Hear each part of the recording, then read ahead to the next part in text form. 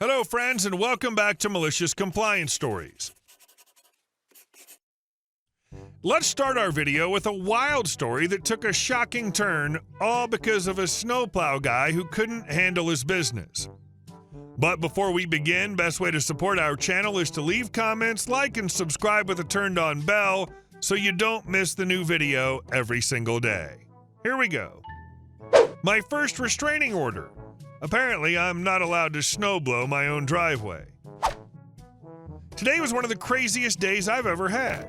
It involved contacting the sheriff, getting paperwork for a restraining order, and bringing my attorney into the situation, all because our snowplow guy decided to threaten me and my family.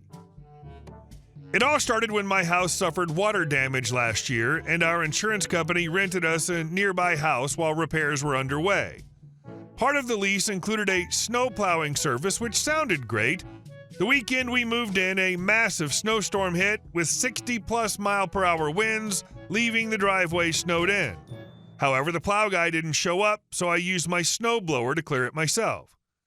I messaged the homeowner to get the plow guy's number, and it turned out to be someone we knew. Small town, you know. He has a reputation, but we'd never had any issues with him.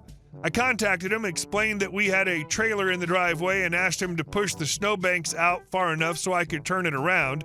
I even offered to clear the areas he couldn't reach. He said it was fine and not to worry about snow blowing since he'd take care of it. Fast forward to another storm, 1 to 2 feet of snow covered the driveway, and my wife couldn't get out, so I cleared it again with the snowblower, which took about an hour.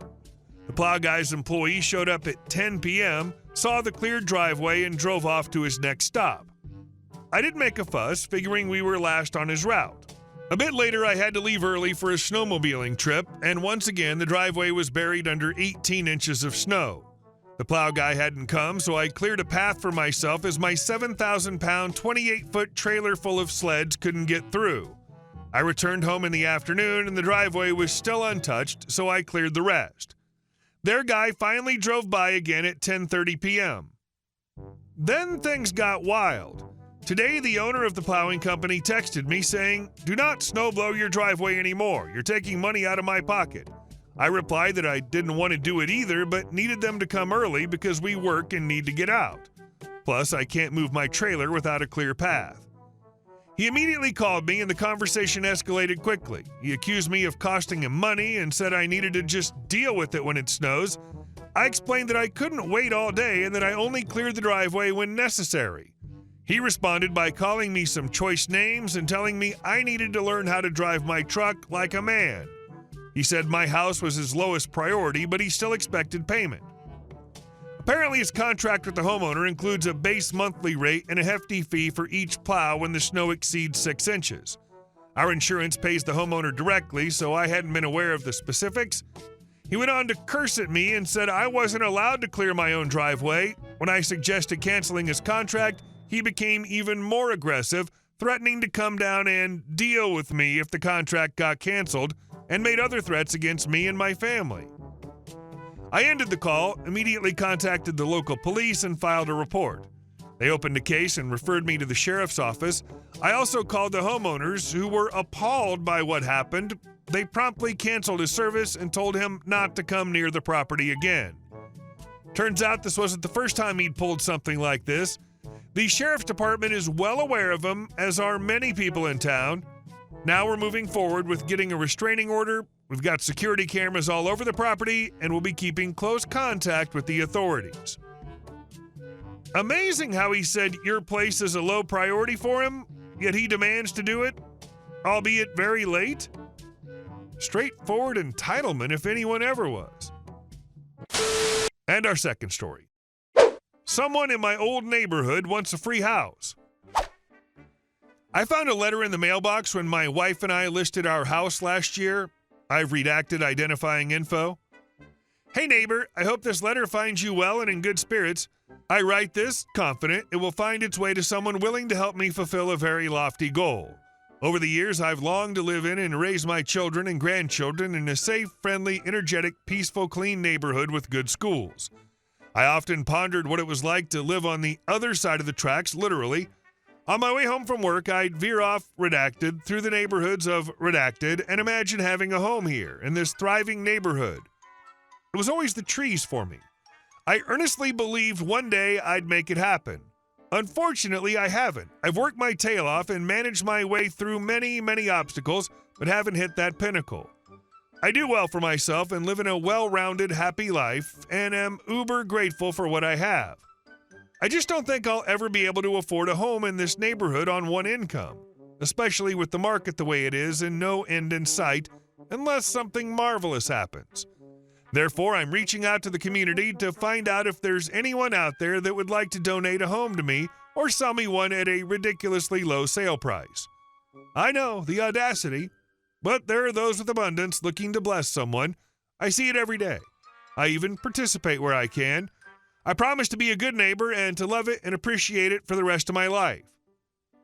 I realize this is a radical idea, but who knows what's out there? Someone that has way more than enough and would love to pass their home on to someone that simply asked, has two and is ready to move to their warm weather home and doesn't need to turn a profit, is just plain sick of humans and is going off-grid, just wants to pay it forward or could write it off, bought a fixer-upper and life changed. I'm very handy. I'm getting older, though. Just hit the Powerball and is leaving everything behind. Maybe you know someone with a home elsewhere in a community just as lovable. Please do pass the letter on. You never know. So here I am asking. My dad always said, a closed mouth don't get fed. I'm currently renting in Redacted, and I love it. With a constant increase in rent that may not last much longer, I've worked for Redacted for almost 20 years. Well, when I started passing out this letter, I did. Unfortunately, I was part of their layoffs this week. I've attended a women's group in Redacted for 15 years as well. All reasons I've intentionally left my name out of this, hoping to save face for now. I made an email for responses to this letter. Please no hurtful or hateful messages. I've seen the nasty comments on the forums, and I assure you I am a good person with a good heart and good intentions. I will provide you with my full name, address, references, background check, no resale contract, you name it, should you find interest in my request. Otherwise, thank you for simply reading my letter. So long for now. Turns out there are 15,000 homes in Redacted, so I have a lot of work to do. Serious inquiries only. Redacted@gmail.com. It's like a free version of Monopoly. This person should have a higher goal. He should aim for a free hotel. And our last story. You're naked in your pool. I have a house that I'm really proud of. I saved up for it for a long time and found the perfect spot for me and my girlfriend. We don't have a ton of land. Everything's compact, but the house is awesome. It even has a pool and a bit of an ocean view from the second floor. It's a small lot, but it's got everything I wanted for relaxing. A fire pit, an outdoor jacuzzi, a grill area, and a cozy table with chairs under a canopy. This is our little haven for unwinding, and we both love spending time there. We also enjoy inviting our friends over. So my girlfriend and I have this little tradition. We like to swim in the pool in the Buff. That's why I specifically chose a house where we could fully enclose the property with a high fence. It's all legal. It's private property. I made sure to find a place where this wouldn't break any laws. But then Karen happened. Recently, this woman named Karen moved into the duplex next door. Picture the classic Karen, always a scowl on her face, a voice that sounds like she's perpetually asking for the manager, and a way of speaking that makes you want to hide the moment you see her. Ever since she moved in, she seems to have decided that my fence is the biggest problem in her life. At first, she'd just glare at it like I'd personally insulted her and mutter something under her breath whenever I passed by. Then she'd start handing out flyers about the need for social justice, urging neighbors to take some absurd actions regarding public property. My fence, as you can guess, drove her nuts. Every time I ran into her, she'd launch into a rant about how it's unfair and goes against universal human values. I'd usually just nod and say something like, trying to get away as fast as possible. But that was just the beginning. She tried filing complaints against me to various authorities, claiming my fence was too high and blocked her sunlight. At one point, she even sued me. And guess what? In court, she started talking about communism. Yep, she tried to argue that my fence somehow contradicts communist principles, LOL. The judge, of course, cut her off, reminding her that it had nothing to do with the case, and ultimately ruled in my favor. No surprise there. After that flop, Karen seemed to get even more ticked off. We had a bit of a lull for a while, but one evening while my girlfriend and I were swimming in the pool, yeah, naked as usual, I heard a noise outside, and who could it be?